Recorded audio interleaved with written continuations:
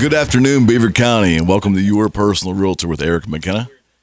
Thank you so much for letting us become part of your afternoon here on Wednesdays. We are here every Wednesday from 2 to 4 p.m. on Beaver County Radio. As you know, that's what you're listening. Isn't that obvious there, Frank? Why do we repeat that? It's like a mandatory thing. I don't get that. Everybody's already on the station. I don't know. Hey. Well, maybe. Well, you're the super genius. I'm coming. Flying through the dial. I'm coming. Well, I guess. FCC rules. Okay, FCC rules. Hey, as we always do, friends, we are actually wired for sound today. I've got 2 Facebook Lives going on, one on my personal page, which I want to say hello to Missy and David and Carol and Brian and Nicole and John and Robert and Sarah, another Sarah and Dawn and Mallory and everyone for checking in. Amber, thank you so much. I appreciate it. I know a lot of you pop in and out, and I would too. It's a long show. It's a long show. We're also broadcasting today on my business page. That's Eric McKenna, Your Personal Realtor on Facebook. This is the first time we've done that, and I've somehow got it kind of configured here to some degree. But again, it's good to see all of you, and it's good to see my main man, Mr. Frank Sparks, behind the big board. How are you, Frank? Good. What's going on? I'm doing well. I do have to get here a little earlier, though. Hey. A little bit of a mad scramble. Unfortunately, Frank, I didn't tell you this, but my car, along with a lot of other cars on my block and a couple blocks down, have heard a little bit of vandalism the other night. Not so much damage at all. Just unfortunately, people got in the cars and they just took things. Oh, yeah. No, here's what's crazy. I had this pouch full of coins that I use, for parking meters and things, and they left that. But you know what they took, Frank? Which makes no sense. They took my show binder that I use over here with my reads and my commercials and everything else. So that's weird. Not only am I, the amateur radio host as it is, but now they've kind of stolen my cheat sheets today. So we are winging it today, without a doubt. We are definitely winging it, but we're here to have a good time. Friends, without a doubt, as you probably already know, for those who listen to the show, we have a lot of fun here, and you can hear the laughter in the background. Who knows what's going on here at WBVP and WNBA? That giggle was so deviant. Yeah, it is. You mean Diane? Yeah, her poor husband. Well, Diane, I always pronounce the name wrong. It's Brocious. Brocious. I got it right this time. Yep. She just finished up Yankee Trader, and I'm proud to be on right behind her. It's always kind of fun because I scramble in here in the last couple of minutes of her show, and she gets a good laugh out of that because I got the audio video things to set up and all that. Now we've got an extra camera today. And, this one was supposed to be, turned on Frank, but he wasn't really into that initially when we tried. So, no. See, the thing you don't know about this show, friends, if you're not here, is that Frank is a man of many hats and a man of many talents. And Frank goes in and out of the studio quite a few times during our broadcast. Sometimes I look over and Frank's not there anymore. More now than before. Yes, more now than ever. More now than ever. So before we get started, we got a couple different topics to talk about, and I do want to address a couple emails that I got during this week. Some good questions, some very, very good questions. Some of them are a little on the simple side, and a couple more are involved. But we will also talk with you great people as well. And, of course, you can reach us on the 2 most famous numbers in Beaver County. And that's 724-843-1888. 724-774-1888. Again, the 2 most famous numbers in Beaver. They should be ingrained in your brain by now, Frank, right? I mean, I've been saying them since I was a little kid. Well, our listening audience knows. You can call in and ask any question you like about real estate. We'll do our best to answer, probably with a little humor. If that's kind of what we do here. This show is number 39, if you can believe that or not. Number 39. We're approaching the big 40. I never thought we'd get this far. And I don't think Frank did either, but it was a science experiment we started last fall, and it's been tremendous. We started with 60 minutes, and we went on to 90 minutes, and now we are coming at you in prime time on Wednesdays every Wednesday, 2 to 4 here on Beaver County Radio. I hear some kind of newscast in the back of my headphones, Frank. We got some kind of alternative broadcasting going on over. Yeah, it kind of went away now. Good. Very good, very good. And friends, we also encourage you to contact us during the show on Facebook Live. You can do that. You also can send me an email. I'm somewhat wired for sound today. Not completely, but somewhat. You can reach me at sold@calleric.com. That's sold@calleric.com. That is my That is my email address. And of course, that leads us to the sponsors of this here show. What is so funny with you? It's still there. I know it's still there. I don't know if our audience can hear it or not, but No. there's some kind of I don't know what it is. I got some kind of like Taiwanese news report in the background of my headphones. So there you go. But the sponsors of our show, of course, as always, this show is sponsored by yours truly's website, which is calleric.com. Again, that's Call Eric, and Eric is with a C. Calleric.com. You can reach me there. Love for you to visit, find out a little bit about my practice and indeed my philosophies on real estate. How we do some. Oh, am I boring you over there? That was Frank Spars yawning into the microphone. I tried to be quiet. It didn't work. It just hit me. It didn't work. My bad. Let me start over again, since I've bored Frank to death. I want to let you know that my website is a sponsor of this show. It's calleric.com. You can indeed find out more about me as a realtor, more about me as a person, and also my philosophies on real estate, how I help my buyers, and even more informative, how I help my sellers market their home. Very, very website I'm proud of, very proud of it. Love for you to come and visit. You can always reach me there. You can always reach me directly, and I can be your personal realtor at 412-613-4466. Call me anytime. 412-613-4466. Call or text. And I'm worried about you over there, buddy. Doing work. It's not work. I'm doing work that's not working.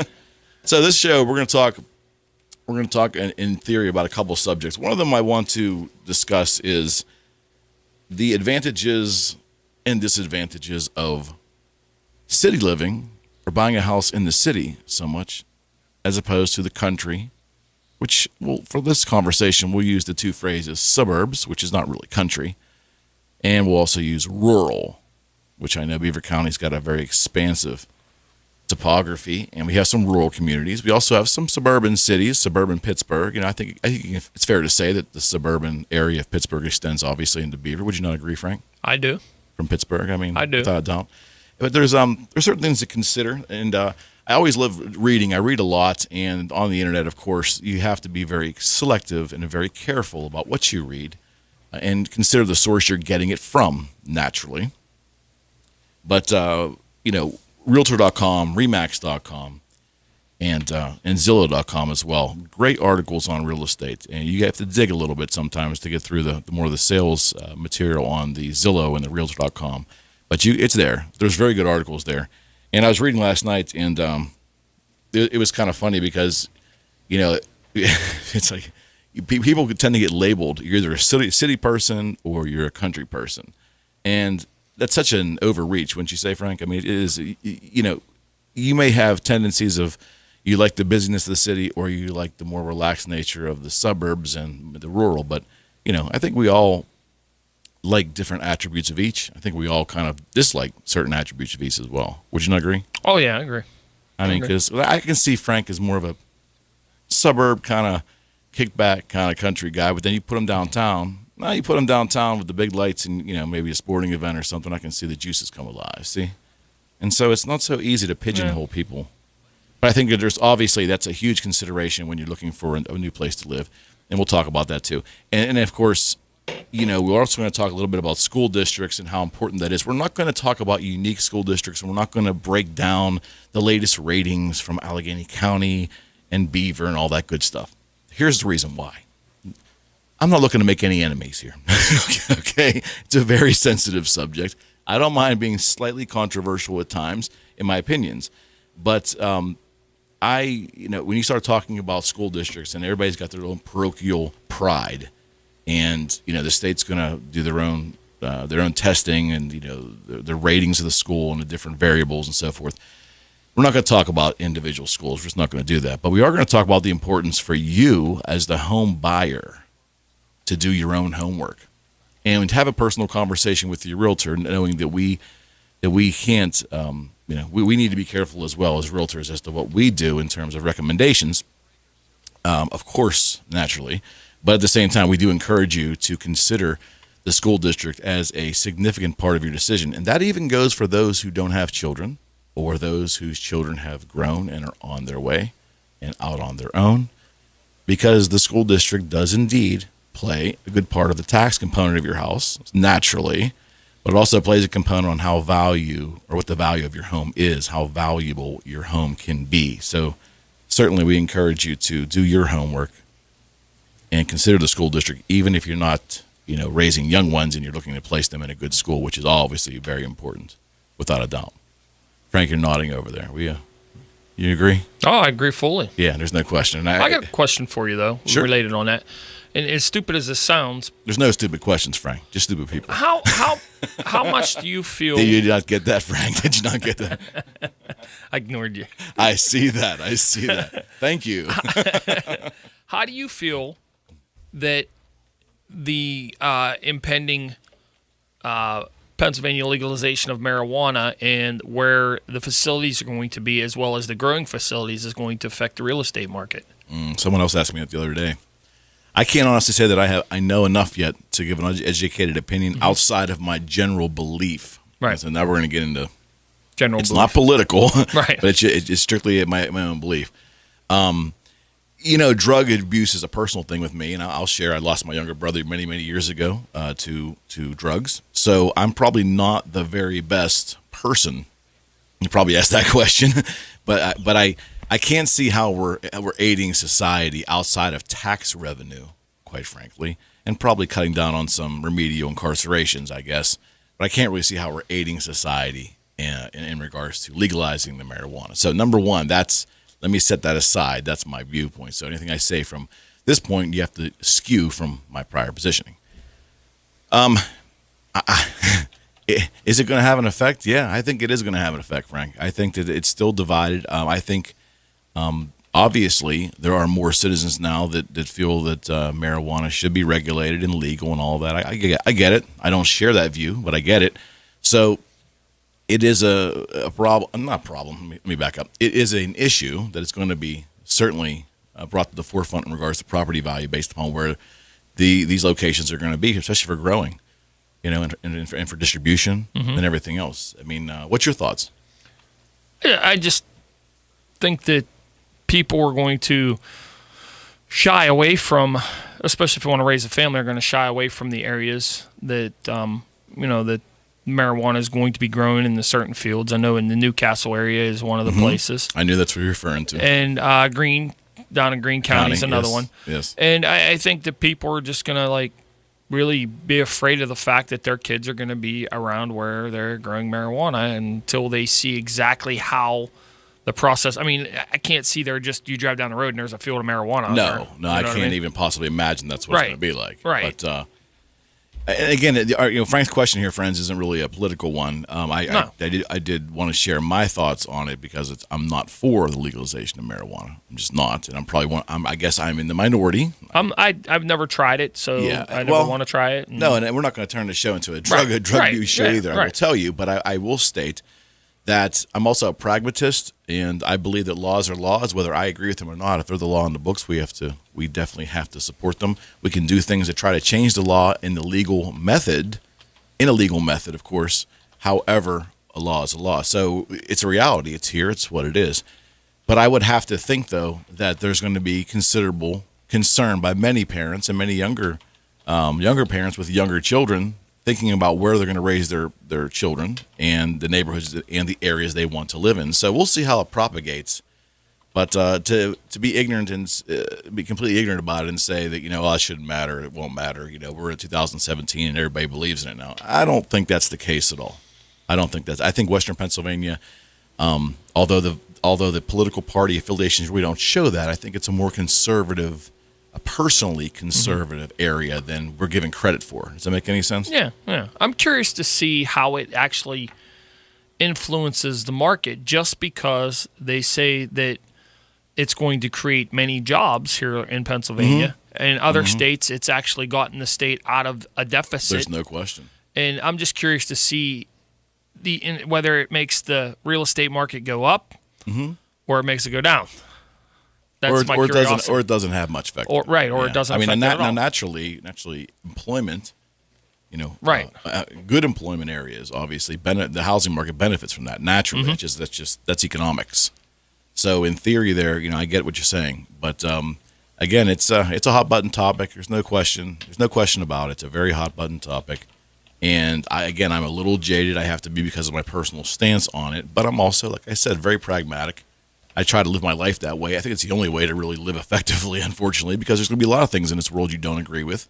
But it's the law, and you have to abide by the law, and you have to find ways, if you care enough, if it matters to you enough, or if it's a marginal issue, you don't have to do anything. But if it's an issue that matters enough to you, you need to find ways to change the law correctly through the system, legally.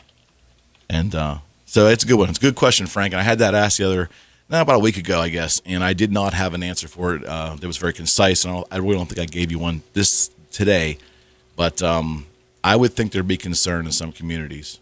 Certainly not. And I understand they're going more toward the rural areas naturally. So it isn't like you're going to do it in the middle of Beaver Falls. So, that's just my thoughts on there. But friends, you're listening to Your Personal Realtor with Eric McKenna here on Beaver County Radio, 1230 WBVP and 1460 WMBA.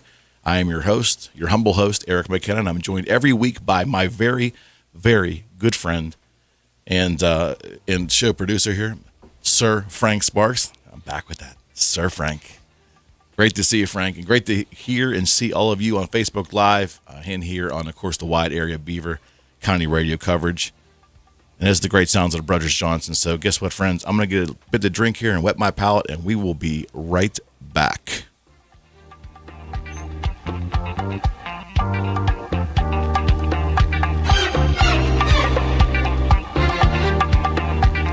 WMBA Ambridge.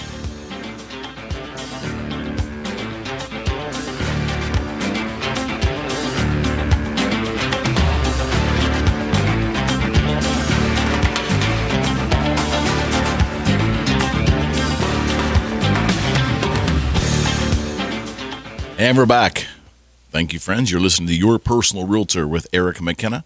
I'm a realtor with REMAX Advanced Realtors. Almost slipped there, Frank. What's a realtor? Is that kind of like a yinzer? Yinzer, yes. Friends, we are here every Wednesday from 2 to 4 on Beaver County Radio. I'm joined as usual with Sir Frank Sparks, my producer and adopted co-host at large. Friends, we have a couple sponsors of this here show. Obviously, it's calleric.com, my website, which is a great source for information, not only just on myself, my realtor practice, but real estate in general. I welcome you to visit me there at calleric.com. And, of course, our friends at Frags Tags in downtown Coraopolis for all your notary and vehicle title needs. You can visit Frags Tags at 412-264-3018. Our show is also, I cannot talk today, Frank. Our show is also sponsored by Miss Leslie Raymond with Union Home Mortgage. Visit Leslie at 412-719-5673 for all your mortgage needs. Leslie will take very good care of you. And, of course, Mr. Matt Pia, common and very frequent guest on this show. Matter of fact, he's about due, isn't he? I think so. I think Matt's about due. It's been a while. Division 9 home inspection. I got to get a hold of him. He's so darn busy. This is his busy time of the year. Matt Pia, Division 9 Home Inspection, and the website actually is division9inspection.com. That's Matt Pia. His phone number is 412-715-8123. And Frank, I also want to mention our new sponsor for the show. Who's that? And that is photographer Don Morris with GypsySoulsPhotography.com. Again, that's GypsySoulsPhotography.com. I've known Dawn for a long time. Very happy she's joined our group of sponsors here. Fabulous photographer, basically a lifestyle photographer, very much into newborns and infants and families in general. She can do the classical portraits. She can do the artsy avant-garde stuff. Just fantastic. Cool. Does a lot of fashion work as well. But you can visit Dawn at GypsySoulsPhotography.com. It's Dawn Morris, and you can also reach her directly at 412-377-8348. Again, that's 412-377-8348. Great to have Dawn Morris and Gypsy Souls Photography as a new sponsor of Your Personal Realtor. Very appreciative of that. Thank you, Dawn. Good to have you aboard. And I must say, friends, if you've been listening the last couple of weeks here, we've taken on the new sponsor, Frags Tags. Our good. I know you do. Well, Frank reached out last show and said, "Hey, this name is incredible." So Mr. Jonathan Fragapine called in, and Jonathan, if you're listening, I don't know if you are or not, we lost you, but Jonathan was kind enough, Frank, to send a couple T-shirts like he promised he would. He's He the man. sent That's them. sweet. Come around here. Come Sweet. around. Get on. Oh, I don't want to be Frank on has TV. to get on camera. I'm old. You're not old. I'm older than you, pal. Oh, dude, How that's about bad. that? Isn't that cool? Yeah, cool. Yeah. Wait, put it on. Yeah. How about that? How about Sweet. that? So there Thanks, you go. Jonathan.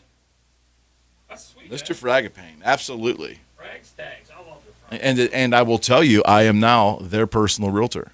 They have a property I just listed. Sweet. Yes. Yes. And if I'm not mistaken, he did call in and He did ask call some in. advice. Yes, he did. Yes, he most certainly did. So, Jonathan, thank you so Yeah, much. cool. Thanks, And, Jonathan. I'm going to make sure Frank wears this on the show next week. That I I can will. assure you. Hey, free stuff. And rock and roll was always called swag. What do they call it in racing? When you get free stuff. Free stuff. Thanks. I appreciate that. The freebies.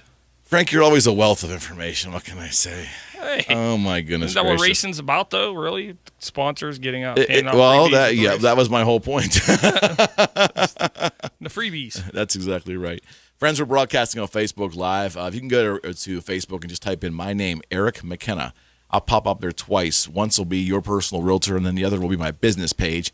Either page right now, we are live both on our business page and our personal page. Just want to say hello to Deborah and Tony and William and Sam. My good friend Sam Sherino joining us. Thank you. We had to relaunch the video. We kind of lost the signal here for a short period of time, but we have relaunched. And according to what Frank's kind of the monitor over there.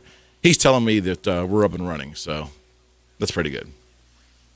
So Frank, the whole Frank, I still have those ghosts in the back of my headphones. What's going Sorry, on? man. I've been there all day. Been there all day. I want to mention something to you. I want to read a stat to you. Okay? And I had a hard time believing this was true, but just listen to the stat for a second. Okay. We're talking about urban versus rural living and where you're going to choose to live. I have no reason to believe this information isn't correct. But Marcial is watching us on my business page. He's watching from Linsville or Linesville, PA, where the duck walk on the fish. All right, man. not really sure what that is, but where ducks walk on the fish. Right on. If you can explain that one to me, I'll be Frank. You can explain that one to Frank as well. Well, we're talking a little bit here. We're talking a little bit about urban living versus rural living. So, Frank, listen to this particular stat.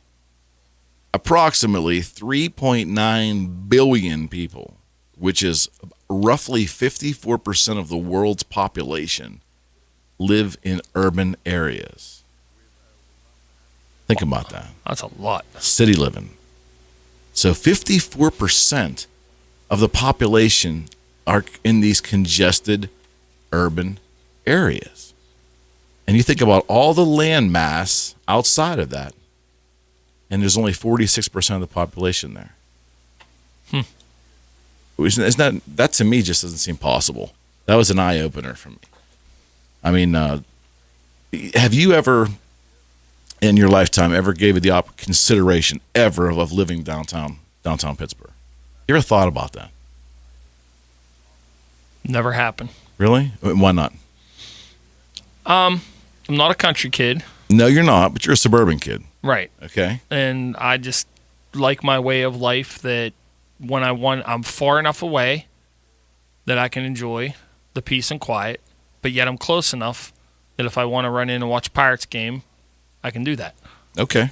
So you're obviously a suburbanite, and you're comfortable in the suburban. Yes. I was raised in the suburbs as well. I had some family and friends in the rural areas and spent some of my childhood there. I liked it a lot.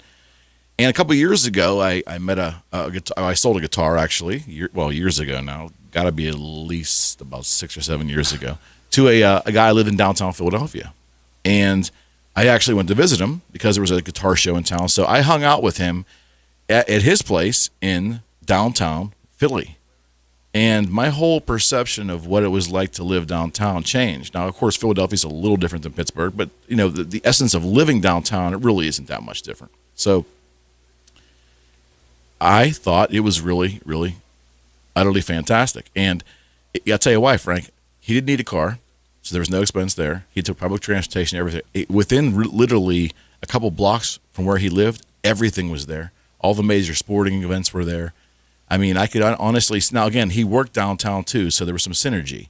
But for me, it was an eye opener because I always dismissed working downtown in any area. How can you do that? Why would you want to work in the concrete jungle? Yada yada yada. But I'll tell you, it really opened my mind as well. And he's become a good friend, and I've gone back multiple times, and he really enjoys it, and I get it. Definitely opened my eyes. We have a call, Frank? Yes. Okay. Hey, you're on with Eric McKenna. This is Diane Brocious from Yankee Trader calling in. How are you? I'm good. I used to live in Crawford County. You did. And that's where Lionsville, PA is. So I wanted to tell you about the ducks walking on the fish. Please do. Please do. 'Cause I think the gentleman who is actually who made that comment on Facebook Live now, he says he is referring to the Pymatuming Spillway. That's right. Okay. That's right. There's so many carp there. Now, I don't think they allow you to feed them anymore, but when I was little, we used to take loaves of bread, and we would feed them, and it was disgusting, really. They're just a writhing mass of carp fish, and then the ducks would be walking on top of them. So it was kind of gross. I thought it was going to be something very cool, and it turned into something rather gross. There goes that laugh. So there's just an insane amount of carp, all jammed together. Is that correct? Exactly, and people would always be feeding them. But I'm thinking I heard somewhere recently that you're not allowed to feed them anymore because, face it, that white bread isn't too good for us either. I would think not. Yeah, Ooh. yeah. Well, there you go. That's the story on the fish and the ducks. Well, I appreciate that. The Pymatuming Spillway. Yep. And I think it's Crawford more. County. Well, Diane, I appreciate that. You clarified it because I will tell you, Frank had the weirdest smirk on his face when I read that Facebook Live post. Yeah, I'm like, what the heck? So You'll have to go check it out sometime. we're going to have to do that, Diane. I appreciate that very much for the clarification. It was much needed, trust me. Hey, have a great show. All right, thank you so much. All right, bye. That was Diane Brocious. And Frank, little plug for Diane. How can you hear Diane? Listen to her at 105 every day on the Yankee Trader. That is Live, right. buy, sell. If you got something to sell or something to buy, like say you're looking for a used tractor or maybe a used wash machine or something like that. Okay, and that's very good that's a great tie-in with real estate. And Diane made that comment on her show today. Mm-hmm. And I never really thought about that, but the Yankee Trader is a great forum or a vehicle for people in Beaver County. Well, see, it's not even just Beaver County Right. anymore because now we've gone Yankee Trader online. Well, there you go. So all you do is go to beavercountyradio.com, you hit the programming tab, and you'll see Yankee Trader, and there's everything that's for sale. That's awesome. Yeah. And so it's Yankee Trader. Yankee Trader. Well, you go to beavercountyradio.com. Right. BeaverCountyRadio.com. The programming tab, Correct. and you hit the little button, and the shows will pull up the whole way down, and you'll see Yankee Trader, and you click on it, and Well, I there know it this is a slight diversion from our topic right now, but that's a Yeah. great tie-in because, indeed, if you're looking to list your home, and we've talked about this in prior weeks, one of the great things I think personally about moving and listing your home is you get to throw things I was gonna say, away. you got to sell all your junk. One man's And- trash is another man's treasure. Well, what I would suggest, which is very true, is that one man's garbage is another man's treasure. So I'm guilty in my life at times, probably throwing things away that I probably should have given away, or I should have sold. But the Yankee Trader is a great opportunity for you to sell things that are no longer of use to you or no longer of want from you. And it also is a great way to monetize, maybe in a small way, but monetize the cleaning of your home. And one of the reasons to clean your home is when you're getting ready to list your home. So that was a very good tie-in today. Very good tie-in today. See, she knew what you were going to talk about. She did. She's definitely one of a kind. I have to tell you, I come in here, though, she's hysterical because I'm rushing. And like today, I didn't even, Frank, have you noticed we're a little bare on signage here today? I was in a meeting, so when I came out of the meeting, I come in here and looked. I'm like, Eric here today? Yeah, I'm here. I'm just, I'm doing my thing. So, Frank, we're talking about, the benefits of living in the city. Let's just think about that for a second. Some of the benefits of living in the city. I mean, some of the things on this list are pretty good. I mean, obviously there's easy access to grocery and medical shops and other essentials, but obviously because you're in a more, I hate to use the word congested, but you are in a more congested area. Mm-hmm. Would you not agree? Oh, I agree. That's an advantage. That's an advantage. Now, it's the negative, obviously. You know, if you're looking in, cities are crowded, houses are closely spaced, thus leaving less space for privacy. So, in one theory, maybe privacy is an issue. My argument is that, granted, you're not going to have a yard, unless you're uber wealthy and you happen to have like a rooftop yard or something like that. I've seen those. But generally, if you're in a condominium in a high rise, or you happen to be in the city proper, but it could be a townhome community, you might have a small patch of yard there, a little patch. But privacy to me is all dependent upon the person. Once I enter my home and I'm in my home, I don't feel any privacy issues from my neighbors. Now, some people possibly do. But if I was all congested in there, I think once I was in my home, I would be okay. Would you be all right? What's your thoughts? I guess. I mean, but see, where I live in town, pretty much, say you have a dispute with your wife, the neighbors know it. Well, Let's put it that way. Well, I'm sure. That's how close. I'm in town, but I'm not in town. I understand. I understand. Well, I guess thinking about a big city, obviously, if you're in a condominium and you have a yelling, screaming match with anybody, the whole building will know then. Do you like to yell, Frank? I didn't say that. I'm just saying. In my neighborhood, you could have a very quiet dispute and everybody would still know. Sure. Well, the article also talks about one of the myths, and I ever say myth? Say myth plural. That's a tough one. Myth? Myth? No, plural. Myth? No, you can't say that. There is a myth that urban life is not peaceful, and I definitely have to dispute that. I mean, I think now, again, you probably get acclimated to the traffic and you get acclimated to the horns and, just the people, delivery trucks and all that kind of stuff. I'm sure you get acclimated to that. So, it may not be comparing apples to apples, but certainly you bring someone from the country or someone from the rural area downtown, even someone from the suburban area, maybe certain suburban areas, into a downtown environment and let them stay there for an extended period of time, they're of course going to deem it's more noisy. But this article is fantastic, but it also talks about it's not very peaceful. I think that might be to some, but I don't think that's a blanket statement. Now obviously from an employment standpoint, many people feel that the downtown areas offer more job opportunities because obviously the old theory, correct me if I'm wrong, the old theory from decades prior was that all the corporate America jobs and all the corporate, the big jobs were always downtown. And to me, it's not true anymore. Corporate and big business has actually moved out of the big city into the suburbs and even edging on the side of the rural at times too. So all the great high income paying jobs are not in the urban areas anymore, in my opinion. Not exclusively anyways. Would you not agree? Oh, I agree. Yeah, I would think so too. Now, of course, as we mentioned earlier, it's not real easy. It's not real easy to, how would I say this, to have an automobile or a vehicle or own one when you're downtown. Obviously, there's a parking concern, and a lot of people do take public transportation to live there. So if you're a car guy like Frank, or if you like your automobile, it takes a high level of income to actually have it, house it, pay for it if you're living downtown in most instances. Would you not agree on that? Yeah, I think my big problem living downtown with the public transit would be like, say, the Pittsburgh Marathon's this weekend, and all of a sudden I don't got to go walk 10 blocks to get on the bus to go to work or do whatever. So I'm not big on public transit. I know it's a way of life, and it's a lot of people, that's their vital way of getting around, but I'm just not real big on it. I think it's diminished over the years, too, the suburbanites anyways, because we've got more cars. The cars have become more even more ingrained in our culture, would you not say? I mean, oh, yeah. I think, I don't know. I think it's just really, really interesting. Now, that being said, I probably, if I did work in the city, I probably would go somewhere to a park and ride and get on a bus and go in the city. So, because it'd probably be cheaper to ride the bus back and forth into the city than it would be to park in the city every day. It can be, and I think that's still the lure of public transportation. I think, as generally speaking, most people have cars, but it's a cost issue, and I think that's what's saving public transportation to a great degree, at least suburban coming into the town. Now, when you're in a bigger town, you have rail to go from one side to the other. You have bus, you have cabs, and so forth.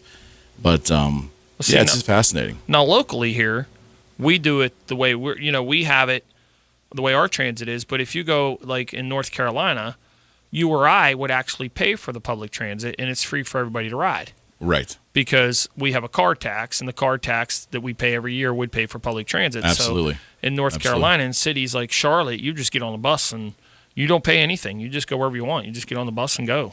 It's a nice benefit.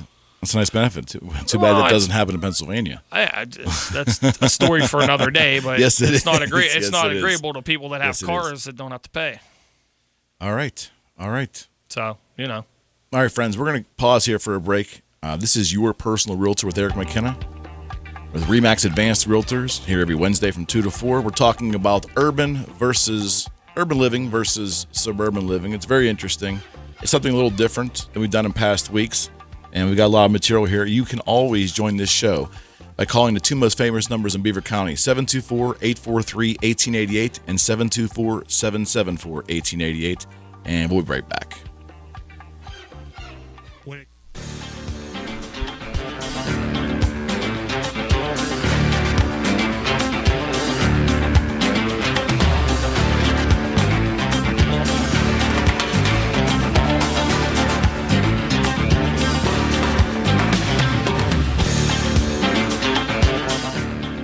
And friends, we're back. You're listening to Your Personal Realtor with Eric McKenna, joined here by Sir Frank Sparks, my producer and adopted co-host. We're here every Wednesday from 2 to 4 p.m. on Beaver County Radio. So glad you joined us.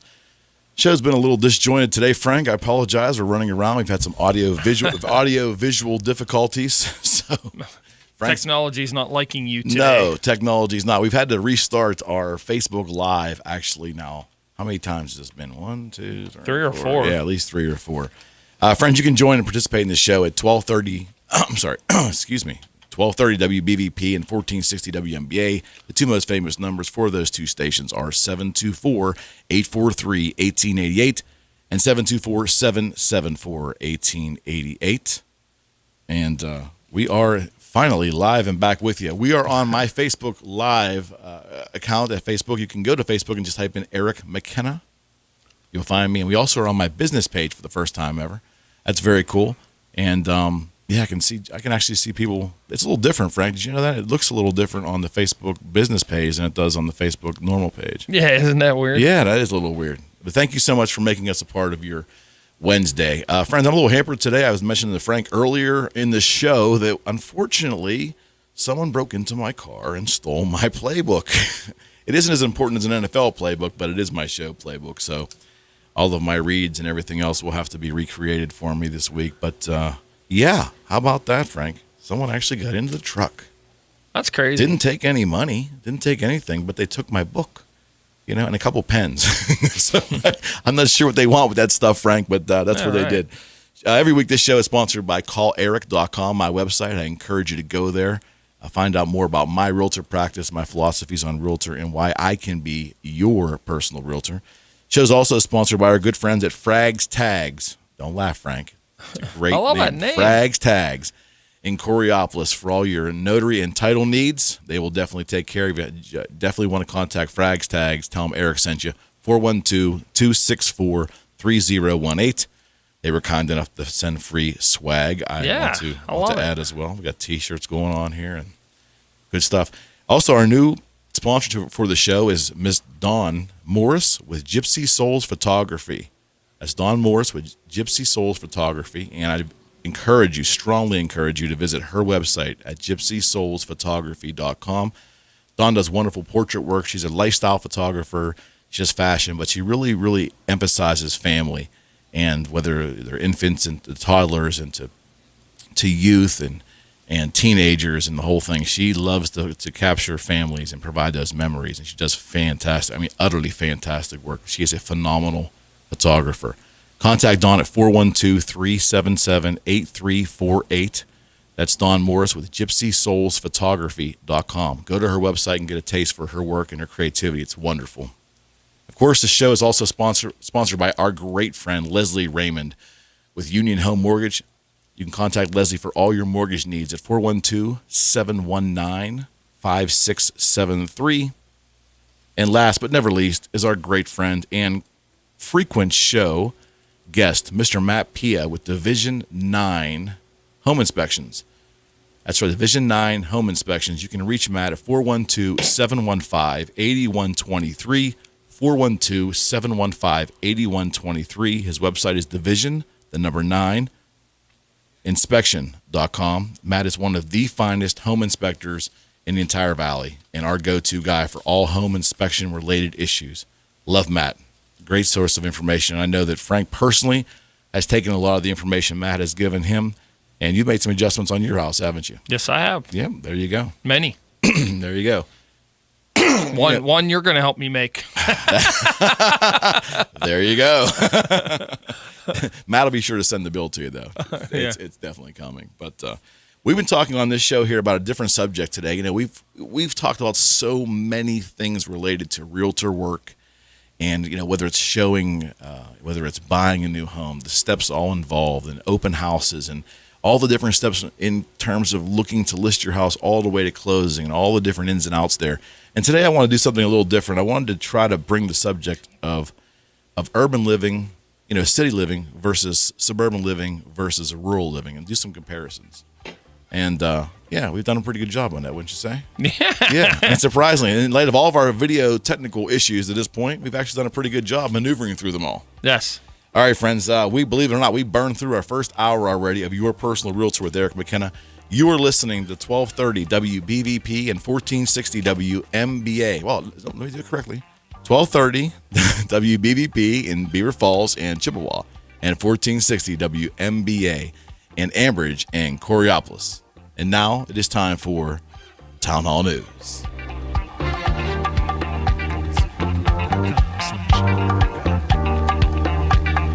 Beaver County's hometown radio stations, 1230 WBVP Beaver Falls and 1460 WMBA Ambridge.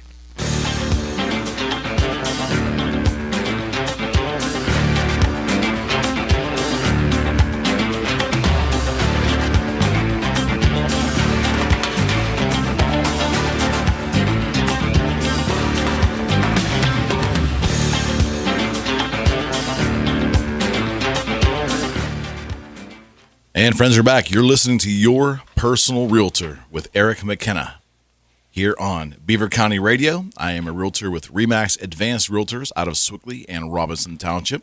We are here, and I say we because Sir Frank Sparks, my producer and my adopted co-host, is here with me every Wednesday from 2 to 4 p.m. And thank you for including us in your afternoon. It means a lot.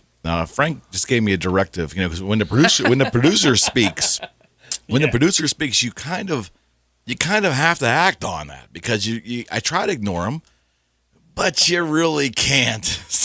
So Frank, take it away. What's that technical difficult you got going on there? Yeah, something isn't right. But go ahead, Frank. All right. We're going to change topic for just a moment. Just a minute.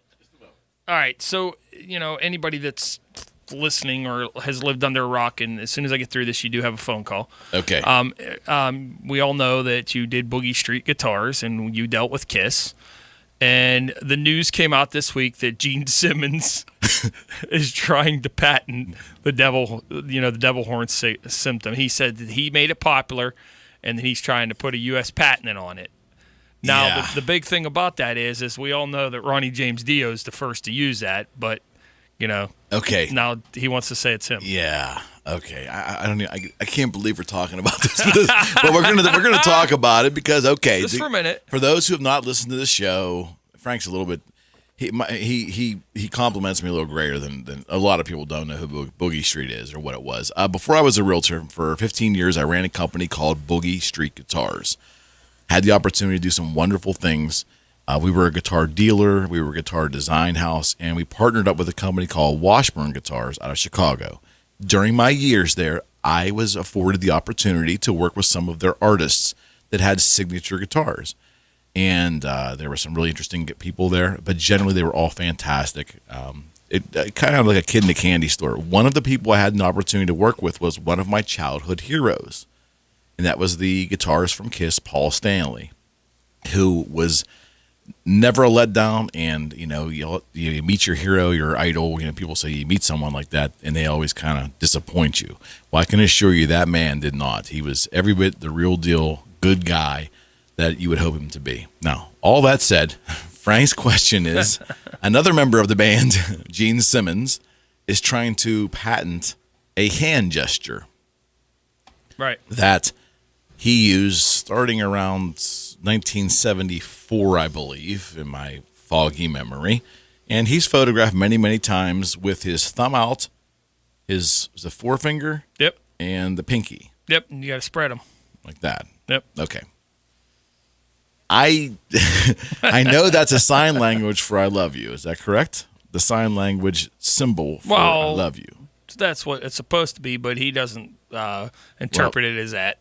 Okay, so that signal has been uniquely his in rock and roll starting in the beginning. I get that. The other one you're referring to that Ronnie James Dio does is just the forefinger and the pinky with the thumb in. And that, if I understand correctly, is an old Italian symbol or gesture to ward off the devil, Right. or ward off evil spirits, I Right. think. And that's called the Maloik. I Right. believe that's what it's called. Right. So the Maloik and Gene Simmons's thing are two different things entirely. So we say, but he doesn't.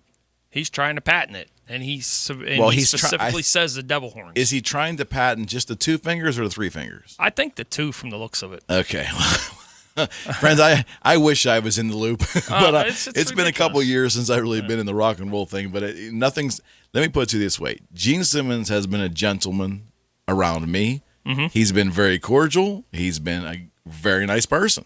So all the stories you hear about Jumpin' Gene, I can't really relate to because he's never acted any way negative. Now, I will tell you, he certainly loves himself, and he certainly is very brash, and he likes to make money. He absolutely likes to make money. So it is not surprising to me that he would try to patent anything. I heard one time he tried to patent a phrase.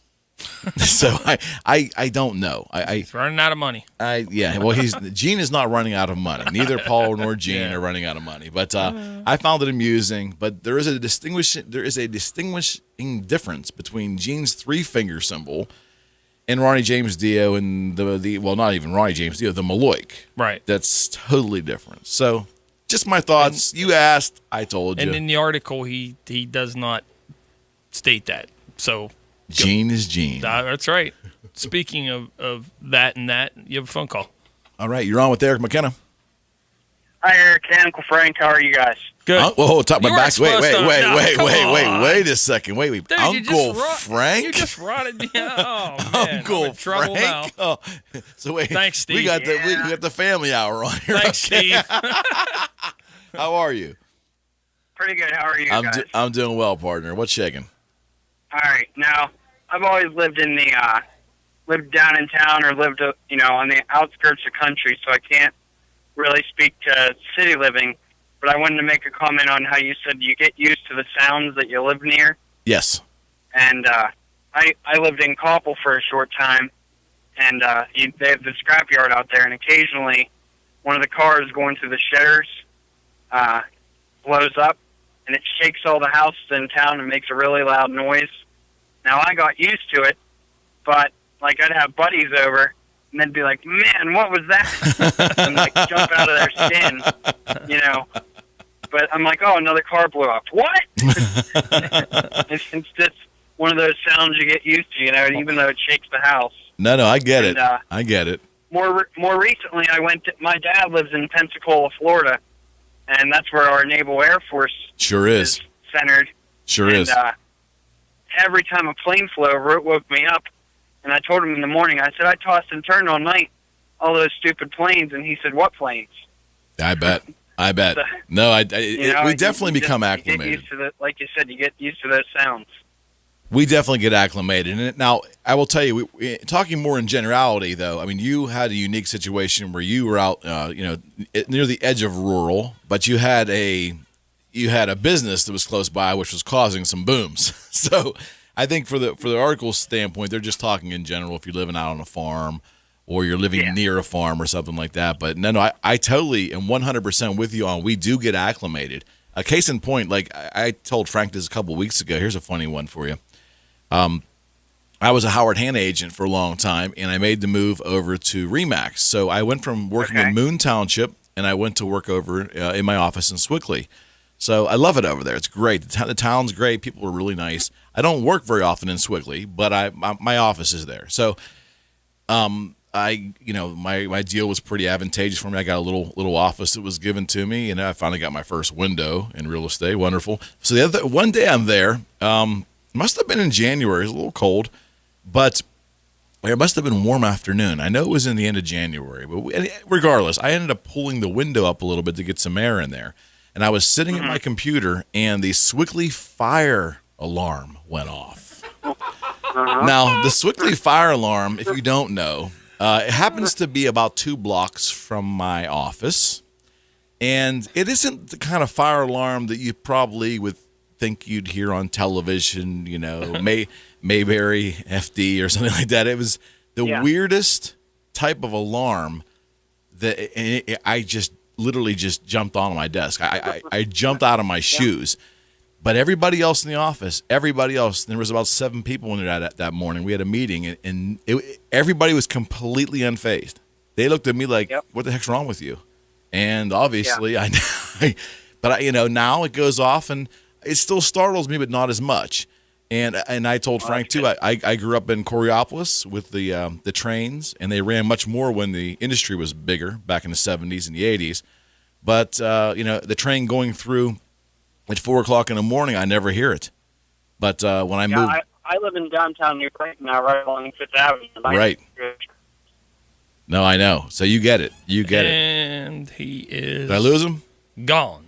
Well, he's got it. I mean, so again, it is... You can get acclimated to your environment. And, I remember... I told you this story when I visited my friend in Philadelphia. We're staying in his condo down there. And this man is, he's pretty wealthy. He's been very successful. We've got a very beautiful place there. He actually told me about the insulation and everything else that they use to make this building. So he's lamenting to me about how well this place is insulated. So I'm in the guest bedroom, and I'm sleeping, and about 2 in the morning, there was a bunch of fire trucks and ambulances and things that there must have been an event, and they rushed past my window and literally scared the what out of me. So it is becoming acclimated. So tethering into our next topic here, because Frank and I were laughing about this during the break, is that here are some stated attributes of rural living, and then I'd like Frank to comment on this and see if he agrees, because some of them are obviously, let's take the premise, Frank, that these are only exclusive to rural living and not urban. Okay. According to this paper here. It's kind of funny. The population in rural areas is less, and obviously they are less sparsely populated, which that's pretty much a given. Right. Life in rural areas is quieter than large cities. No, I don't agree with that. Not always. Okay, well, we have an example there of your nephew residing close to basically a company that makes a lot of noise. Mm-hmm. But generally speaking, would you think that's the case? No. And why would you say? I don't. Because I live on what you would call the upside of Beaver Valley, okay? And what I mean by the upside is, Beaver Valley's obviously a valley. Sure. And it's surrounded by 2 mountains on each side. Well, I live on the upside of the other one, and sitting on my deck at night, you hear every noise that comes up out of the valley. Okay. So to me, is it quieter? No. At night, sure. But, I mean, you hear, there could be a train going down the tracks once all the factories, everything's shut down in the evening, and that train sounds like it's coming right down the front street. Okay. And so, no, I don't agree with that. What about the concept of, you'll laugh at this, what about all the insects that make noise? Seasonal, of course, but some of those, I don't know, what month of the year is the summer? Or the cicadas, is that what they're called? Or? Yeah, every few years they get really bad, but for the most part, I would say birds more than anything. Believe it or not. But the average person living in the city who's got all that traffic congestion, all the hustle and bustle, would think that generally, wow, if I lived out in the quote unquote country, I'd hear peace and quiet all the time. You don't. And you don't. No, there's really not there's even no close. And in place fact, it might even be a little bit more annoying because, like with birds, you have to deal with the droppings. Yeah, I'm serious. No, like seriously. Like on I mean, really, realistically, you have pigeons in town. Okay. And things like that. But I mean, out in the suburbs, you listen to birds. You have lots of trees, and you do. And You do. once in a while, you might be walking by and you get in a little trouble, So and get dive bombed. And, okay, well, so city folk have their smog, and right. suburbanites have their bird droppings. Bird droppings on their heads sometimes. Never.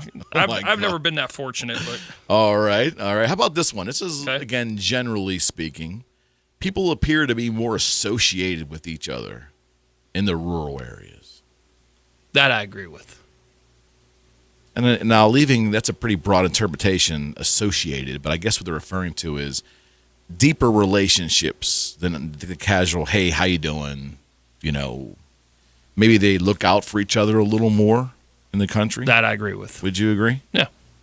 And that may be not because people are any different. Maybe it's just the sheer number of people you see that may prohibit you from getting more intimately involved in relationships that way, because there's just so many people. Right. And you do get in, like my neighborhood, there's more, and it's like that all through most of Beaver County, and I'm sure it's like that in Coriopolis where you grew up. You draw a bond with people, whether it be just to sit around and BS and total tea, or, if you're living in the city and you need furniture moved, you got to hire somebody to do it. Whereas living in town, your buddy sees you struggling to do something. Hey, let me give you a hand. It's a very good point. I agree with that. I will tell you, though, there's a lot of city neighborhoods. I think sometimes it's kind of hard to speak about specifics because when you think of the city of Pittsburgh, for our conversation, we're probably talking about the Golden Triangle as being a quote-unquote downtown area. But as you know, Frank, the city of Pittsburgh is expansive. Oh, right. You got neighborhoods all over the place. And in those neighborhoods, some of those neighborhoods are really tight-knit, very together, and very parochial. So in those situations, there's definitely a lot of community tightness, I would say. To me, if you get more or less 5 to 10 miles outside the center of the city, then you're kind of basically, even though we're not as much in town, to me it's kind of the same situation. You're heading as towards suburban. Live. Yeah, right. Yeah. So no, good point. Very good point. This one's kind of odd too, but it's good for conversation. Again, friends, feel free to join us here today if you have any questions about real estate in general. But if you have any specific questions in regards to talking about the suburban versus the rural versus the city, the 3 different areas to live in. And we have to go for wow. Time flies when you're having fun. Well, I figured before you got into the next question. No, that's totally fine. You can reach us, of course, at 724-843-1888 or 724-774-1888, or of course, ask a question on Facebook Live. We'll help you. But we'll come back and we'll talk more about the attributes or the proposed attributes of living in rural America, and we'll be right back.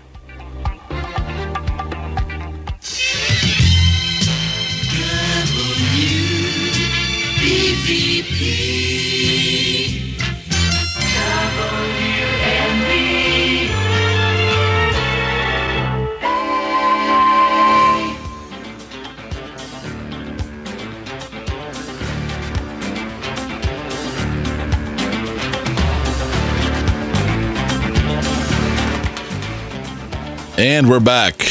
Thank you, my friends, for hanging around with us today and sharing a portion of your Wednesday with us. This is your personal realtor with Eric McKenna. We're here every Wednesday from 2 to 4, and I'm joined by my great, great friend, Sir Frank Sparks, my producer and my adopted co-host. Thought I was going to get out of that. No. I feel like the little dog with the crying eyes that was in the pet store and you adopted me. My adopted. Well, no. Here's the thing, and I want to share this too, as I've talked about many times on this show. But for those who have maybe listened to us not so much, or this is your first time, welcome. But Frank and the station owner, Mr. Mark Peterson, came to me last fall with the idea for this show. I was very flattered and a little overwhelmed, actually. But their little science experiment worked. We've tweaked it along the way. But what I noticed right away was my intention of kind of like learning the whole thing and, not needing a producer, which was my initial idea. I learned after about the second week how valuable Frank was. And then I asked Frank to really become more of an asset to me in the show. And he just took to it. And his natural curiosity with real estate, number one, helped without a doubt. But right now, I can't imagine doing this show without your partner, and I don't want to. So quit taking days off, will you? I appreciate that. I think my next one off's a Friday, to be honest with you. Frank doesn't get many days off, but it's been a great joy. This is show number 39. Now. You got off of Saturdays, so I don't have to work Saturdays no more. That's right. I got my Saturdays back, but it's been great to come over to Wednesday. I mean, we expanded the show to 2 hours. We've carried a lot of our audience from Saturday over, which is great, and we've got so many new people that have joined this show. And I have 2 emails that I'm going to get to. Frank, please remind me. I got to get to these 2 emails. They're good questions. I want to talk to them before we go off the air today. But only if we get 5 minutes to talk about the Pirates. Oh, absolutely. Okay. Yeah, we're doing that too. Don't worry. So let's plan this out now. Okay, go ahead. We're going to finish up this rural living conversation because there's some good points here, and I want to hear your opinion and anyone else's opinion as well to call in or email me. It's sold@calleric.com. All right. But let me continue here with this rural living here for a second. This will take us to our next break. How's that? That's the way we'll do it. All right. So how about this one? Due to the kind of lifestyle and peaceful living conditions in the rural areas, stress levels and lifestyle disorders are not as common as they are in the big cities. I don't agree with that because your neighbors are in your business more because it's not the hustle and bustle. They're more in your business, whereas in town, if say you live in a townhouse or a complex or a high rise, okay, your neighbors really don't want anything to do with you. They want to come and go as they please, and they really don't give 2 pints of what about you. Whereas in town, it seems like out of town, like in a small town, everybody knows your business as well as knowing your name. Interesting. I think people in the outskirts of a city are more personable than people that live in the city. That's a very good point. I think I would agree with that as well. I would agree with that. I think the stress levels, to basically say, to make a blanket statement that it's more stressful in the city than it is in the suburbs is ludicrous because stress is different to each individual. Right. And like you said, if you're the type of person that's an introvert, however, I would call you a determined introvert, meaning like you have a determination to go through your day and accomplish all the things you need to accomplish, right, and you're able to tune out everything around you. You may actually find the city life fantastic for its convenience, for the fact that you don't have to get personally engaged with a lot of people. You can just go about your business and get your work done and live your life the way you want. So, in the suburbs, people are generally a little more friendly, maybe a little more outward at times. So maybe that's not a good fit for you. So again, I think it really determines every person is different when it comes to stress. I would feel. My nephew has a message for you since he can't call back in. Okay. Another disadvantage of suburbs compared to city: no cell phone service. Now that's true, but you'd have to admit that's been changing from year to year. Well, it's not in Georgetown where he is. Oh my goodness! He wanted to continue the conversation with you, and he has no cell service to do so. Yeah, well, we lost him. That was good though, and that's again part of this. What Frank and I are trying to get across to is that it's dangerous to make generalizations in any aspect of life, and it's also dangerous to do it in real estate. It really is. There's no absolutes. There's trends, and there's some generalities that I guess you can find common ground on. But there's no absolutes. And, your nephew had a great point. Hey, I live on the edge of suburban area and a rural area, and he's telling, hey, I got this particular industry that's right next to me. Mm-hmm. It's a little noisy at times, and sometimes it's very noisy. Right. So, there's exceptions to every rule. Well, he went from living in Koppel, where he was telling you about, to living on the main street of New Brighton, where you hear trains 24/7. Yeah, I get that. So how about this one? This is a little bit of a control. In rural areas, the rates of poverty are high and the standard of living is low. Oh, man. I don't agree with that. As a blanket statement, I don't either. If that was the truth, there wouldn't be such thing as Cranberry. Yeah, well, Cranberry was farmland. That's what I mean. Yeah, and so I guess my pushback to that particular statement from this article would be there's examples of poverty and wealth in every area. Right. Downtown Pittsburgh, you can find it. I mean, this is horrible to say, but there's panhandlers. There's Next door to me, you can find people. There's people living under the streets. I mean, it's just terrible. I mean, You're right. So, and out in the country, you see these wealthy homes. The developers have come in. Either they've built an entire upscale neighborhood, which is wonderful, or you have custom built homes where someone goes and buys 50 acres and builds themselves their dream home. So, I think there's a mixture of income demographics in every type of neighborhood. Would you not agree? Oh, I do. I think that Cranberry was created because people basically wanted to get out of the city. Mm-hmm. They work in the city. They don't want to live their life in the city, and they want to get in the suburbs, and that's basically how Cranberry exploded into what it is. And it keeps going further north as it grows. And I love that. I love the fact that, you can have it both ways. And here's an example where oftentimes, case in point, my grandfather and my grandmother came to Pittsburgh from Chicago in the 50s. He was an executive at Westinghouse, and she was, believe it or not, she was one of the few nurses back in that era that actually had a master's degree in nursing. It was a very small amount that had this. So they were two upwardly mobile people, and quite frankly, when they came here, they didn't want to live downtown Pittsburgh or down in that city proper. They wanted to be somewhat out on the edge of the city. Well, in the 50s, the edge of the city in a somewhat upscale area was Mount Lebanon, because it was, real close to farmland, let me tell you. Mm-hmm. I mean, like 2 blocks away, there was a farm, which, now you have to go much further south to get there. But that was an example, like they didn't want to live in the city like they did in Chicago. That's where they lived downtown Chicago, lived a very nice life. But when he came out here and, was going to work in the city, he did not want to live there. So their idea was, hey, the commute is what it is, but let's commute to work every day and let's find our little picket fence and our little part of Americana here. And that's what they did in Mount Lebanon. And I think over the years, that's just, continued to propagate and further out and further out. And they call that urban sprawl to some degree, don't they? Yeah. And you know what? Not only Cranberry, though. Actually, out toward your way, it's Moon Township sprawled out of town. Oh, Moon's a fabulous place. Yes. Moon Township's a fabulous place to live. And, but there's, what I'm getting at is, now a very small majority of people live in the quote unquote heavy downtown areas. Now, of course, the city of Pittsburgh has grown and there's neighborhoods and, the city of Pittsburgh has a lot of people living there. But I'm talking about just that little narrow downtown area, which that's what you think about living quote unquote in the city for sake of our conversation. That's what we're referring to. And Pittsburgh's got a smaller downtown area, obviously, than Philadelphia, New York, Chicago, LA, San Fran, but we're talking about if you're living in a high rise in downtown or the Golden Triangle, that's what we're talking about here for sake of argument.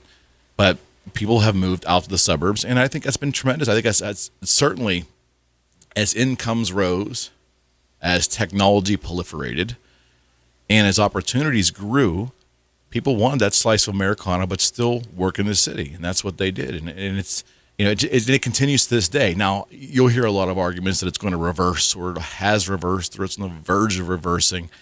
I haven't seen any of that. I mean, I know high-tech companies have come, and the landscape has changed, especially in California. A lot of older industries, have, at least up until the Trump administration, they have been fading away and hopefully are being replaced by alternatives.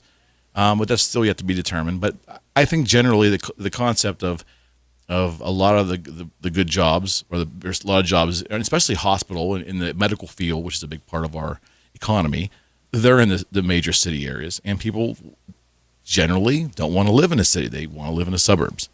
So that's at least from my perspective, that's what we've got here. But it's definitely thought-provoking. And I just found it to be a fascinating article because it makes a lot of assumptions, and I think that's good for, it's a good read, but at the same time, there's always exceptions to every rule. And even, just in life, if you're not willing to be at least open to the concept that there are no absolutes, you're just going to be better served having more of an open mind. I think you need that with any kind of demographic. But Frank, there's a couple more on here. Okay.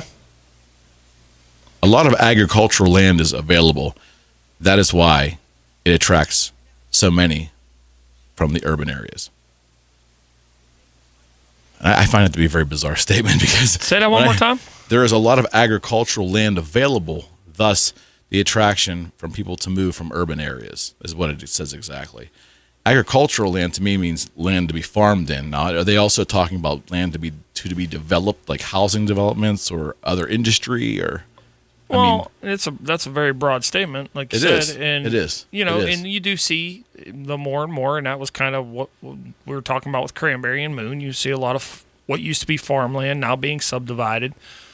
And, you know, and especially here locally now with the Shell chemical plant coming in, you know, with the cracker plant, you see more of that up towards the Brighton Township area where farmland's being divided off into different land and for sale. And so, I mean, I do agree on that end of it, but, you know, not necessarily. Yeah, it's hard. It's and like I said, there's no absolutes here, but I found the article because it was trying to give a comparison. And this article, just so you understand, I found this article on Buzzle, BUZZLE.com. Pretty cool website. And it was basically urban versus rural. And then they kind of broke it in between, put the suburbs in there and so forth. But there were some assumptions made. But that first statement of like 3.9 billion people, 54% of the world population lives in an urban area. That was just such a high number to me. Yeah, right. Huh. You know, that's just that. So when I saw that, and I said, "Wow, that's," you know, we haven't talked about this on the show, like, because a big question when you want to buy a home, you know, is where are you going to live, Right. really? And some people know right away. Other people, generally, a lot of people that don't have children, I've noticed, they have more options. They, you know, I case in point, I have a wonderful couple I'm working with right now. And they are, well, I believe, late 60s, and they live in Indiana, PA. Okay. They want to move to the city. I know the wife does. I'm not sure the husband does exactly, but they're coming to the city. They've raised their children. They have the big 6-bedroom farmhouse. They have the farm, not a working farm, but they just bought it for peace and quiet. Right. Everything they want to do with their life, though, all the things they enjoy, the sporting events and the plays, and they love everything about Pittsburgh. So now they're going to, you know, much I think to some of the children's chagrin, they're going to make a move to the city. So we're trying to find them the kind of house that's going to provide them a downscale, but also keep their lifestyle a certain level, provide all the niceties that they need. And it's, you know, obviously the market's tight, so it's a little tough to find that. But this is an example where they had all that they had all that rural sprawl. They raised their family. He had an hour and 20-minute drive to work every day, which he did lovingly because he loved where he lived. But now in retirement, ironically enough, they're coming into the town because the things they want to do in their retirement for their quality of life are here. Now, do they want to live in a city neighborhood or do they want to live in the heart of downtown? They want to live in the heart of downtown, which I think is fascinating. It's awesome because I don't get a chance to go downtown too often. Right. To be honest with you, let's face it, friends, there's a lot of single-family homes. Right. And when you think of a single-family home in downtown Pittsburgh, that's a condominium. Right. But some of those are beautiful. And so it's been really fun to watch them. And they're also, we're expanding a little bit to the north side, maybe one of the townhome communities there. But the point is, it's just really neat to see how their lifestyle changed. And they're doing kind of the opposite that everybody else does. Well, that's what I was going to say. Let me ask you this. In your years as a real estate agent, do somebody that, like, for instance, myself, I live in a close-knit community. Do you find people migrating to the same style of community that they already live in, or do you find them actually totally doing an about-face and changing maybe more to city life, or if they're in the city, change more to, you know, out in the suburbs? Yeah, it's hard because I've got so many examples of all those things. Really? Yeah, but I will tell you, I often notice this, which is really kind of cool. Once you get to know a client, you get an insight to their thinking and their philosophies, which I love that. When they share enough with you. But I would notice that those who are really close with their family, they don't go too far. I don't mean across the street or even on the other side of their town, but they don't go too far. Those that are still love their family, but they're just not so interconnected, have no compunction about moving anywhere. So that whole family tie, and of course kids can bridge that, you know, especially when kids are little. Oftentimes we need help, you know, and who's the best? The best is the family. Right. to help you with. Exactly. So, but I think it's, again, like we talked on every one of these issues in this article, there really is no absolutes. I have all kinds of examples, but to answer your question, the most specific I can is it depends on how close to their family they are. Depends oftentimes how far they'll go. So, Okay, that makes sense. yeah. Because like with mine, we were a close knit family, but unfortunately through plants closing down and Sure. job transfers. Sure. Again, those part exceptions. of my family's been rooted to Pensacola, and There my you mom go. spends half a year there and half there, and the young man that called in that's my nephew, that's where his dad is in Pensacola, Florida. I love Pensacola. I love the beaches. I Never love, been I love there. the Navy base. I love it there. Never and been and there. that's a How about hop, that? skip, and a jump to Gulf Shores, Alabama. Okay. Hop, skip, and a jump. Yeah, right, exactly. People don't realize how close Pensacola is to that's- New That's Orleans. so right. And Yeah. you keep going, you reach New Orleans. That's exactly So, right. And my son-in-law actually is from Destin, Florida, which is right by there. Yep. My in-laws and my wife's sister and her husband and that other half of the family, they go there every year for at least 2 weeks. That's cool. I've yet to get down there, but I work too much. Never been to Pensacola. My brothers lived down there for quite a few years, and I've never been there. I hear it's great. I got to go. All right, friends, we have a break coming up here. It'll be our last break, and then Frank and I are going to talk about some other stuff on the other side of the break here. But thank you for joining us today for Your Personal Realtor with Eric McKenna on 1230 WBVP and 1460 WMBA. We'll be right back.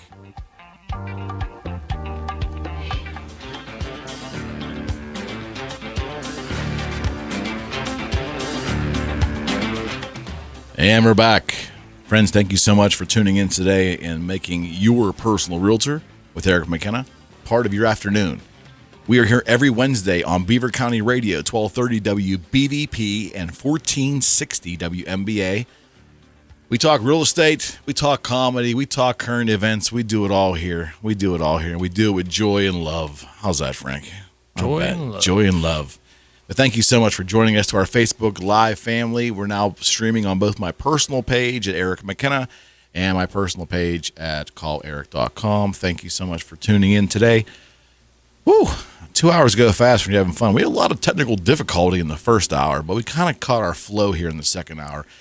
We were talking, and I think we may resume this conversation next week as well, but we were talking a lot about the differences between when you're deciding on a home where you want to live, just generally urban areas versus rural areas. And obviously nestled right in the center of that is suburbia, I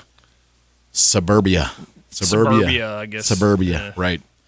But I want to thank Frank definitely for contributing here. He's got keen insight as well. And Frank and I both came to the conclusion that it's just everything that you read and see, there's just too many absolutes out there. People just want to make, everything's cut and dry. And there's just so many examples that it's not. You end up looking like a fool. And as a realtor, I have to help people find that path, and that's why I never like to give absolutes. There's always exceptions. Right. There's always exceptions to the rule. You have to find the custom home for the custom person. That's what we do. And on that note, friends, I can be your personal realtor. That's right.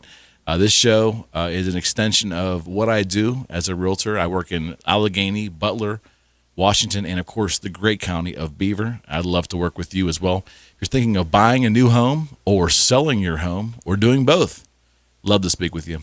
Listing homes is something I just truly love. We use a lot of social media. I do paid advertisements, all at my cost, and a lot of innovative things with the internet to help bring more eyeballs looking at your home. So if you're interested in how I market homes and my philosophies on real estate, there's never any obligation. Just give me a call. It's 412-613-4466.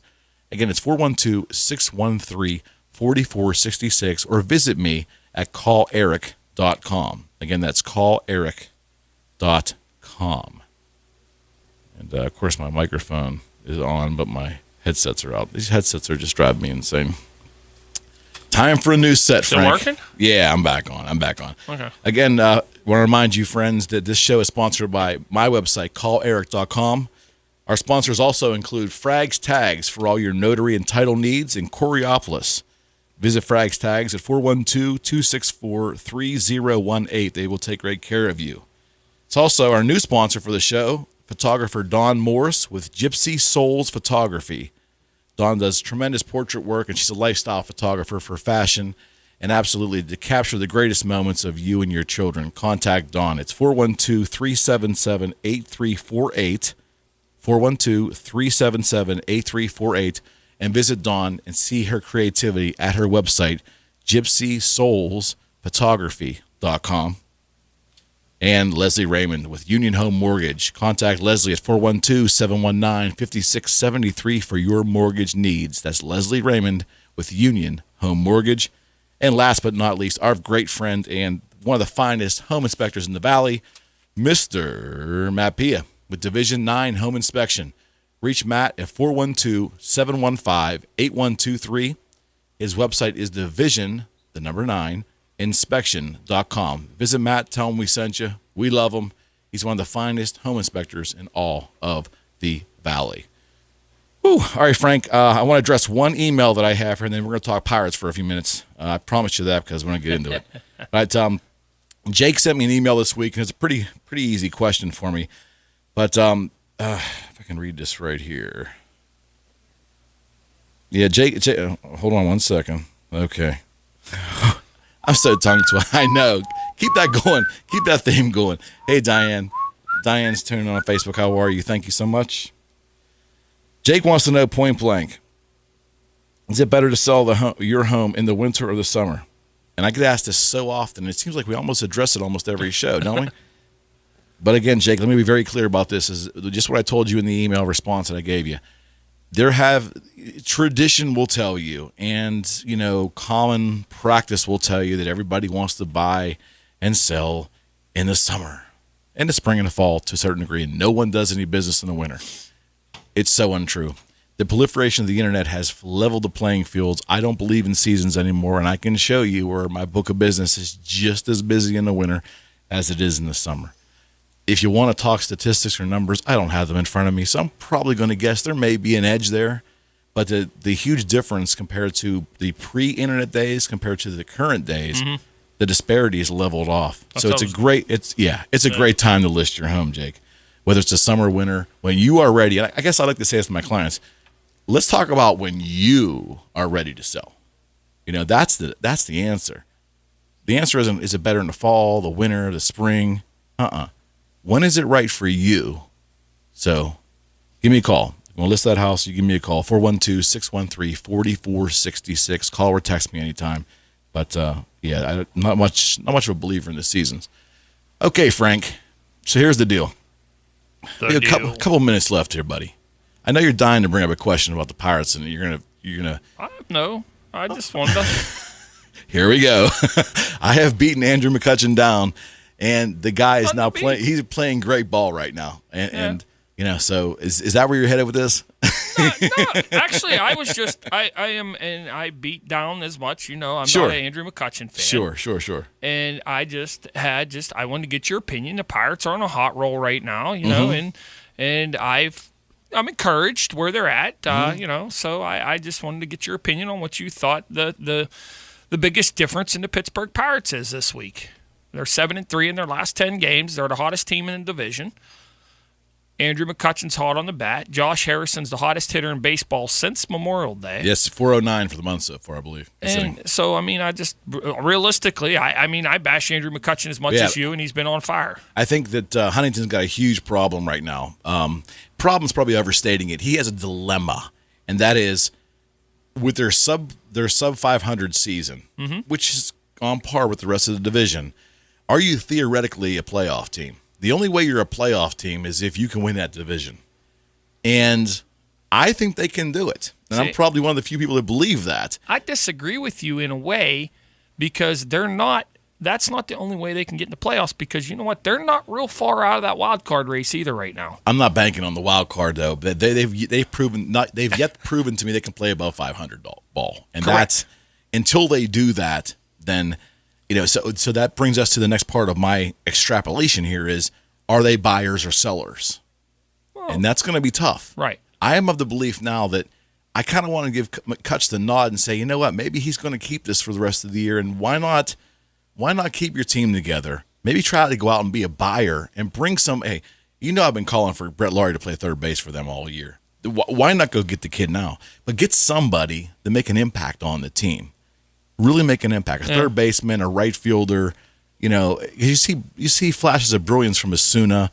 You know, I get it, but really, I mean, it's time. Yeah, I think the Pirates, what they're doing, and I really firmly believe that the Pirates would never bring Brett Laurie in. And the only reason is this, is I think they're done that and they don't want to do it again. I think they're going to lose or win with the youth of within the organization. And right now McCutcheon's a hot and cold player. He might be on fire right now in 2 weeks, not. But the bottom line is this.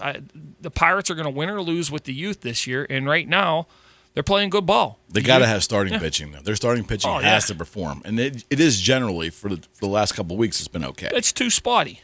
You know, it really is. You get past right. You get past Nova and Cole's been spotty here and there, but he's been pretty consistent this year more than he has last year. So he has been. Yeah. So I just don't. This whole thing about youth movement constantly. We got to start winning. You got to start winning. They're not going to this year. I mean, realistically, if they go anywhere this year, it's going to be with the youth. They've pretty much said that to you. I know. Friends, you've been listening to Your Personal Realtor with Eric McKenna. We are here every Wednesday from 2 to 4. I've really enjoyed these past 2 hours. A little rocky the first hour there, but we got our technical glitches figured out, and we're right there with you. To our Facebook family and to the listening audience of Beaver County Radio, thank you so much. On behalf of Sir Frank Sparks, my producer and adopted co-host, this is your humble host, Eric McKenna. We'll see you next week, and stay tuned for Town Hall News. But first, a very important message from yours truly. God bless, and we'll see you next week.